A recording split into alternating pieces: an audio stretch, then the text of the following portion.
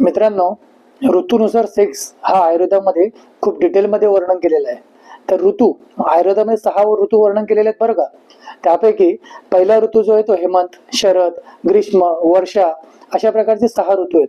पण जर आपण हे 6 ऋतूंचं विविध प्रकारचं सेक्सचं प्रमाण जर आपण बघितलं, तर ह्यापैकी जे थंडीचे ऋतू आहेत, ह्या ऋतूमध्ये जर व्यक्ती जर हेल्दी असेल, आरोग्यादृष्टीने त्याला काहीही त्रास नसेल, तर त्याने नियमित आठवड्यातून 4 ते 5 वेळा सेक्स करायला काहीही हरकत नाही.